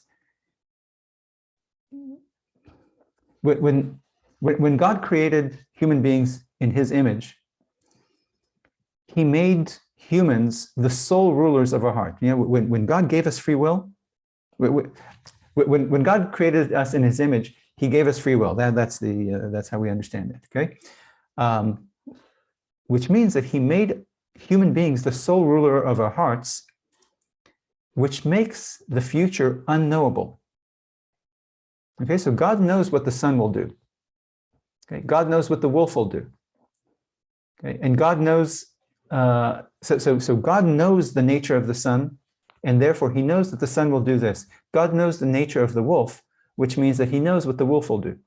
And God knows the nature of man, which means that God knows that he cannot know what you will do, as we saw with Abraham. God cannot know that Abraham will kill his son until he sees the dagger going down. Okay, but it's not because God is deficient in, God doesn't know what Abraham will do, not because God is deficient in knowledge, but because God has full knowledge of human nature. God knows that we are made in his image. Or, take the second creation story, God knows that we ate from the tree of knowledge, whichever way, okay? But God knows that we have free will, which means that we, unlike the sun and unlike the wolf, can make moral choices, can make choices, a choice. Okay? He doesn't know what Abraham will do, but again, not because he doesn't know enough, but because he knows human nature. He knows how human beings are constituted and that we can make choices. Okay, so that's again, I'm not necessarily asking you to kind of accept this definition of what all-knowing means, but this is a way for people who were born into a world for the past 2,000 years in which God is understood as perfect. Again, I don't think that is the case here. But over the past 2,000 years, Jews have accepted, adopted, developed, I don't know, this notion of perfection. And you can retain the pre-existing insistence that God doesn't control the human heart, and therefore maybe doesn't know the future, even if God is perfect. Because again, just like with the board game. Okay, so it's again, well, okay, just repeating myself. Okay, so getting back to how we started all this with Samuel's anti-monarchical speech. So how then did Samuel predict the future so accurately on the king's rule? And again, if God travels in time and he told Samuel, okay, all the kings are going to be crappy, then okay, case closed. So God told him what was going to happen, and then Samuel delivered that to the people. Your kings are going to do this, and they're going to take your daughters, and they're going to take your sons and tax you, etc. Okay. But if Samuel and God don't know the future, then how did Samuel get it so right? How did he know that the kings will indeed use the Israelites' sons and daughters as soldiers and servants and increase the tax burden to finance palaces and rule harshly and take property arbitrarily and have many wives and horses and instigate wars, etc.? It would have to be that God or Samuel knew human beings the same way God knew human beings before the flood, that their heart always inclines toward wickedness, or the same way that Socrates understands human beings. There's certain ways human beings are that are constant or consistent. Right, and it's like God knew. They call it. Yeah, it's like God knew what Pharaoh would do. Okay, it's not that he knew the future.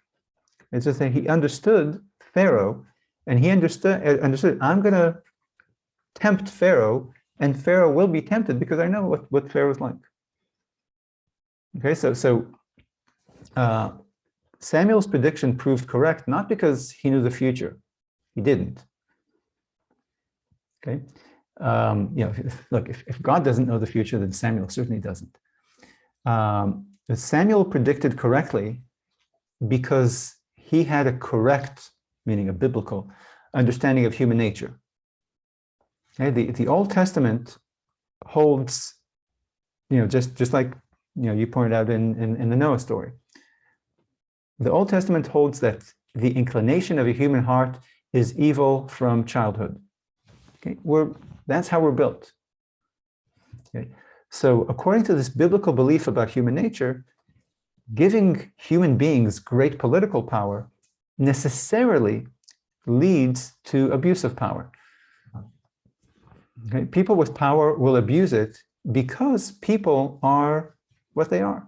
Again, that observation that God made many, many, many years ago. Okay, so Samuel wasn't making a prediction based on knowledge of the future. He made a prediction based on knowledge of human nature.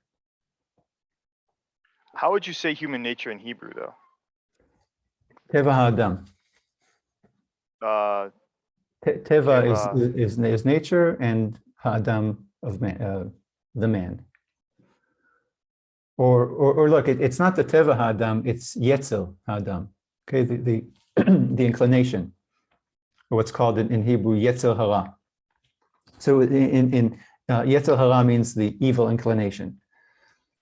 So when That makes sense. when God says that thing about the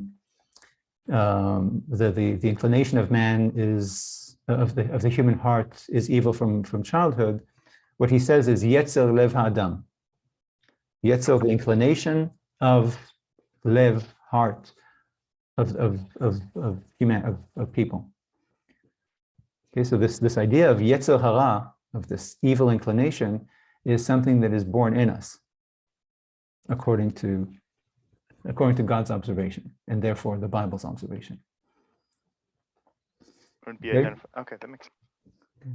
So So the human heart stands in for, because nature and like that has that whole Greek history, like going back to Thesis, like that was started with Homer and Aristotle, and like the nature of things you find in the things, and that whole thing, like the nature, like the immutable principles in the things themselves, as opposed to something coming from without.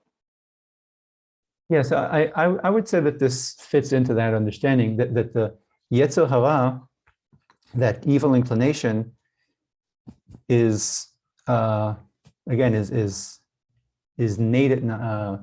Innate. Excuse me. Problem, though, so what I see, I don't know if I'm right here, but what I see in the medievals is an attempt to explain nature as the biblical God being the author of nature. He, in creating nature, makes things the way they are. By implication, he creates men being wicked, Yes. which is a problem, it seems. How so? If there's a good God, why would a good God make a wicked human being? Well, look, it goes back to the question of the difference between the wolf and the man. Okay, so the wolf acts like a wolf. But It doesn't have a moral component. Our actions have a moral component, which means that to the degree that we're able to conquer our nature, to have a moral choice to go against our natural inclination, that action has a moral component. And to the degree that we fail to do that, to the degree that we submit to our nature, to our yetzer hara, to our innate and natural inclination, that has an immoral, that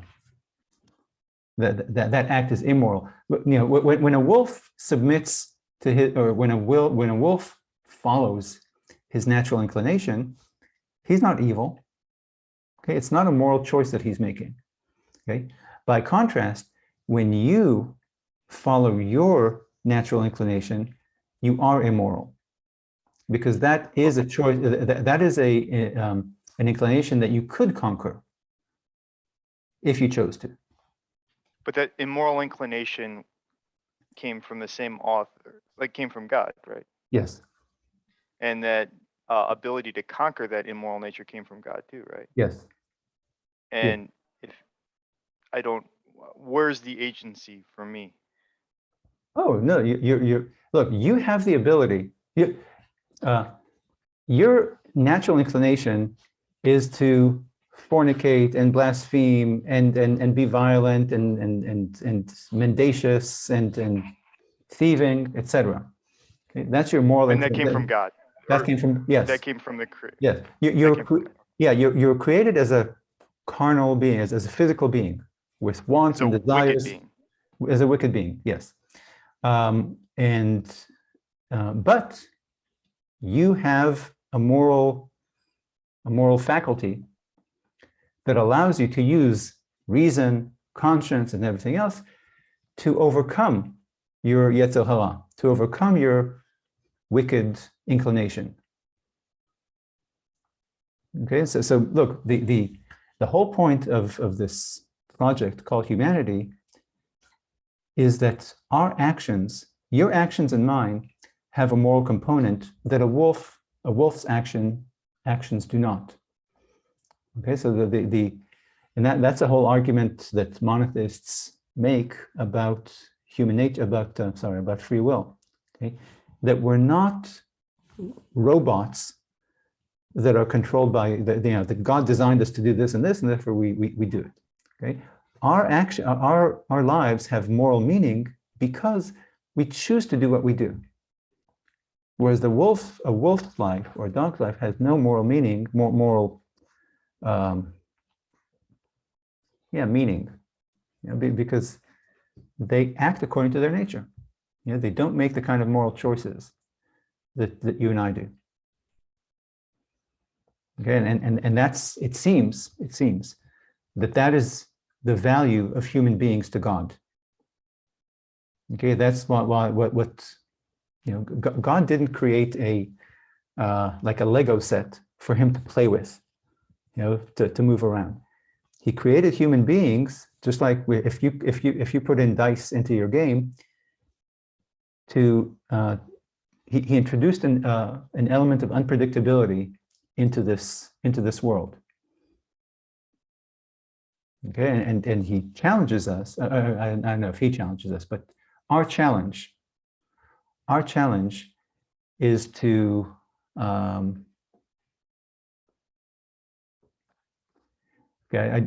don't know if I should for God's creation of humanity to play out the way God wants it to, based on what we know from the Noah story. We're tasked to act morally, meaning to conquer our human nature rather than follow our human nature. That makes much more sense when we give up omniscience and omnipotence and read. I agree. I think when these are, the Bible is its own creation. Greek thought, Greek wisdom is its own creation.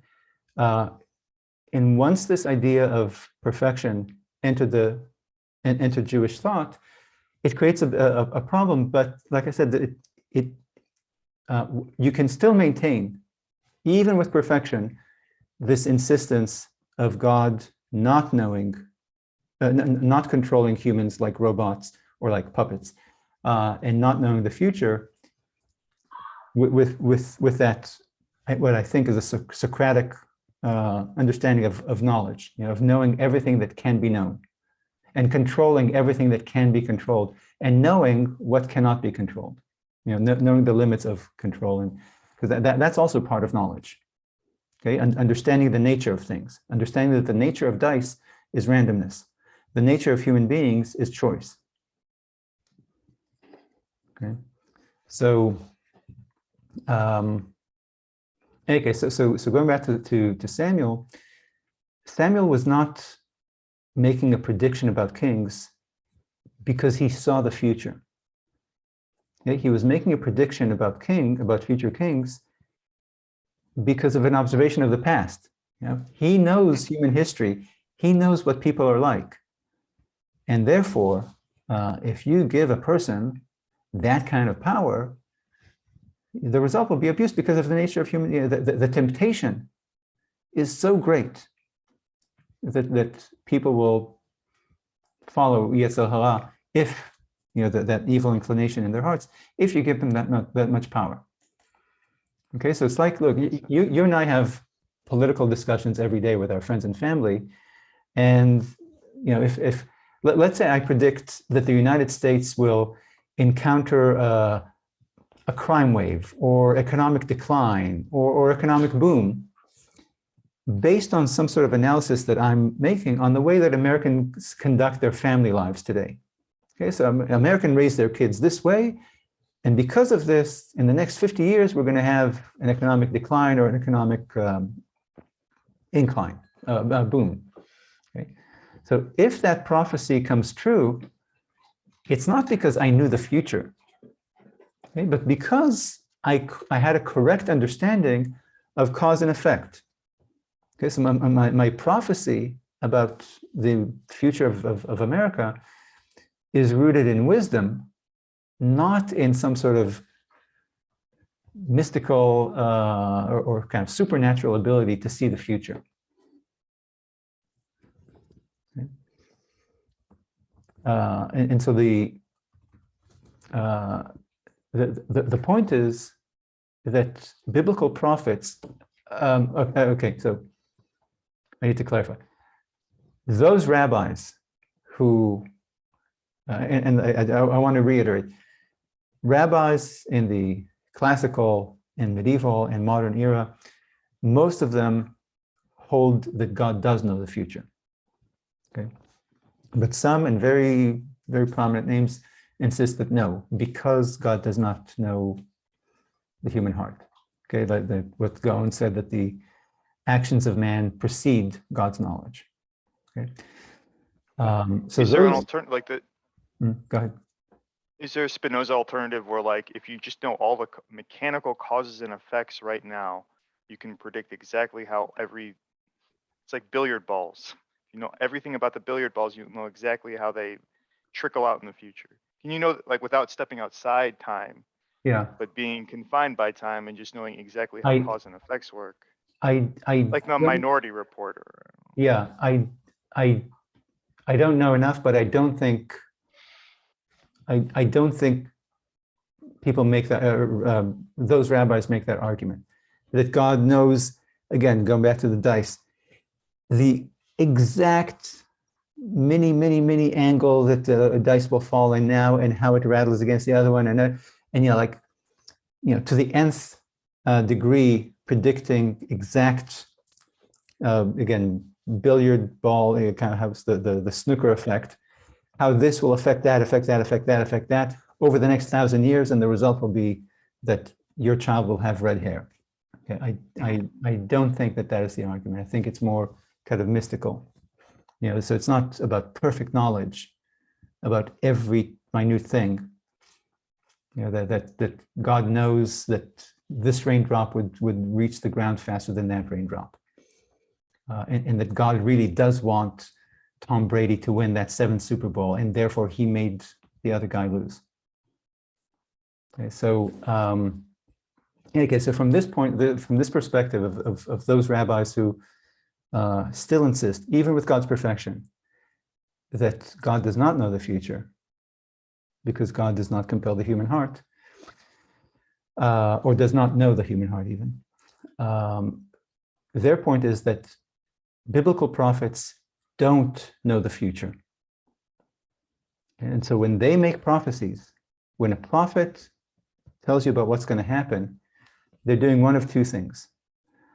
Either they're conveying divine wisdom, just like you and I do, when we predict America's future. We're using we're using our wisdom to analyze the present and predict the effect of that. Just like we see Samuel doing here about monarchy.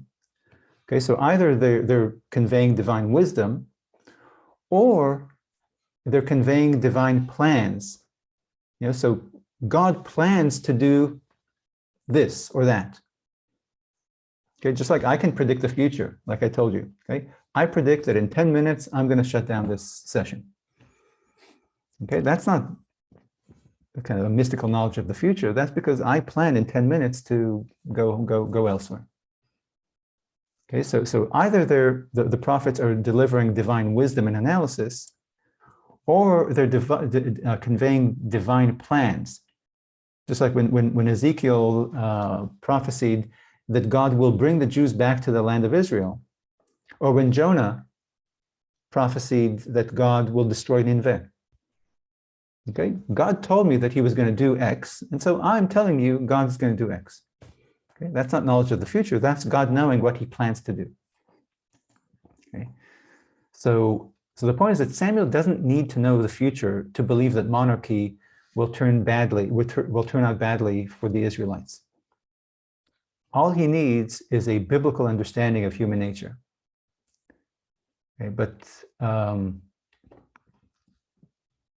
even so, that's not his. The real problem that Samuel has in this speech, the real warning, is not that, hey, it's going to turn out badly for you. Okay, what's his real problem with the people's demand for a king? If they're misunderstanding the human nature, for lack of a better word, that they don't understand that a king is going to do what's in the king's interest and not going to do what's in your interest, and you're expecting a king to fight for you to keep off to But be look, a yeah. to keep back the Philistines. No, because look, okay, that definitely is a warning. Okay, he's going to do this to you. Now you think he's going to help you, but in fact, things will be much worse for you under a king. But The other that, thing is that that's kind of a practical thing. Like it'll turn out badly for you. But what does he say is the real offense of this demand? Why is it so? Because look, if you say I want to walk home at night covered in gold chains down a dark alley, I can tell you, look, it's going to turn out badly for you. Okay, but Samuel is incensed. He's offended by this. Okay, what's so offensive about this? that the king usurps God's place in Right. ordering. Right.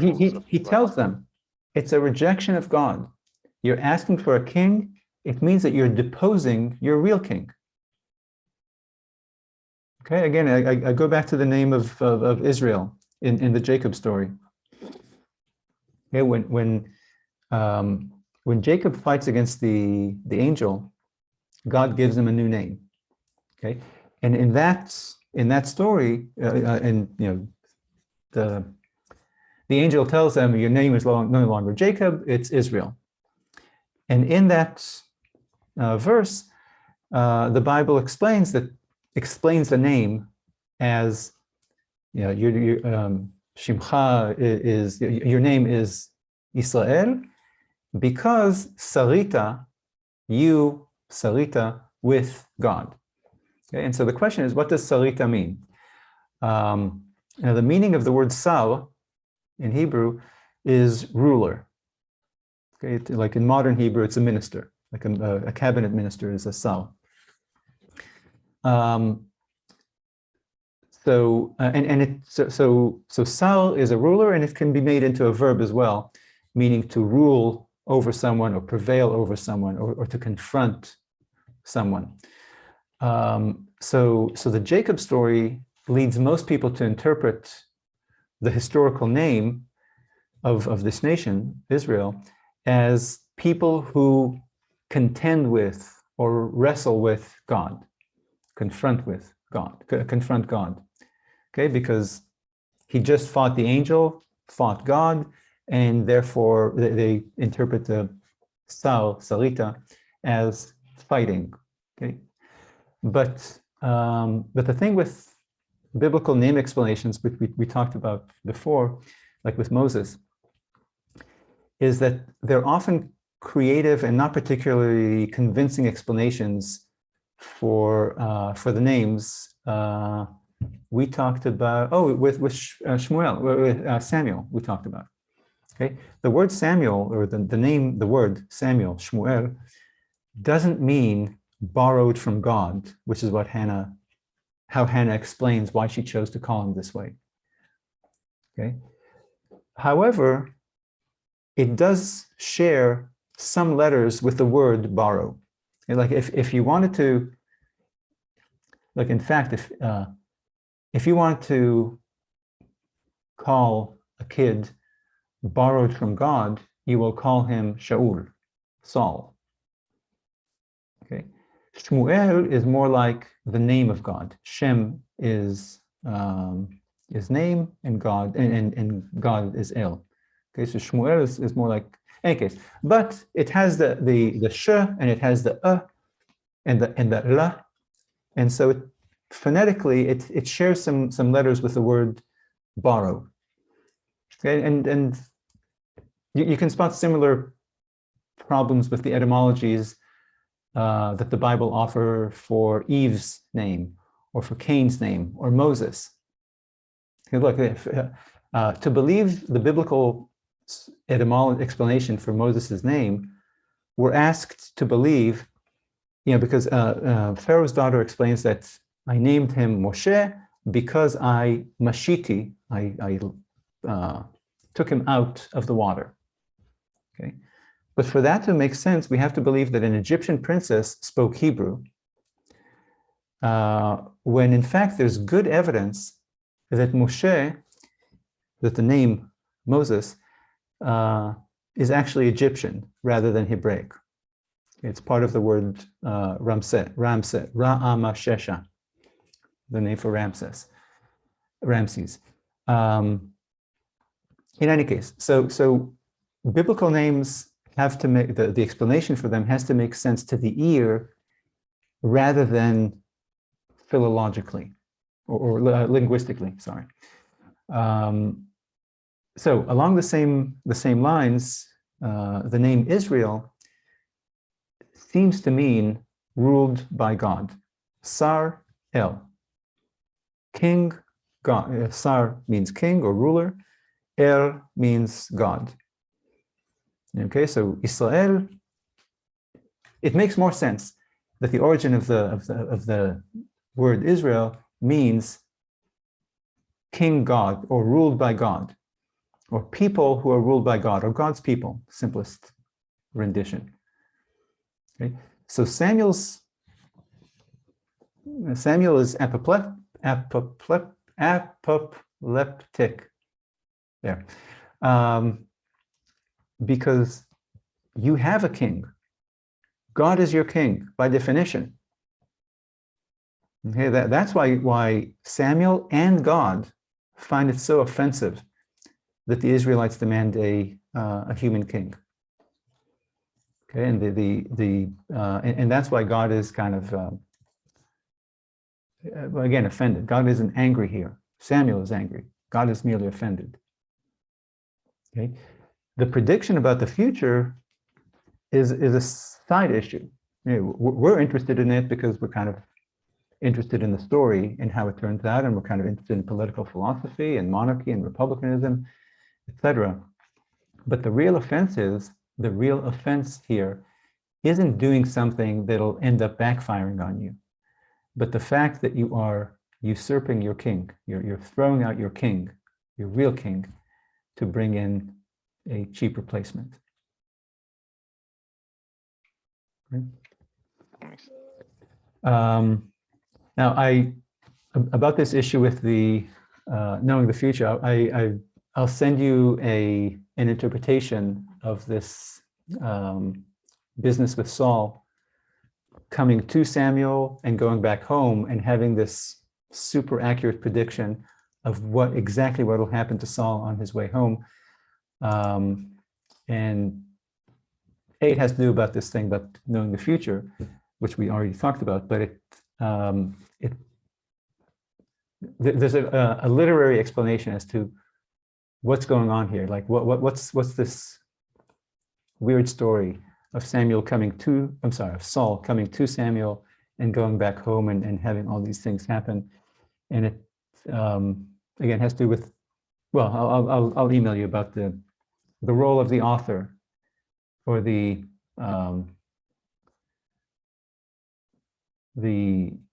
how the author plays with literary perspective, okay, in a way that we saw in the Abraham story, for example, how you see things through the character, or in the Jacob story too, how you're introduced to this man fighting Jacob, and only later, when Jacob finds out that it's an angel, do you find out that it's an angel.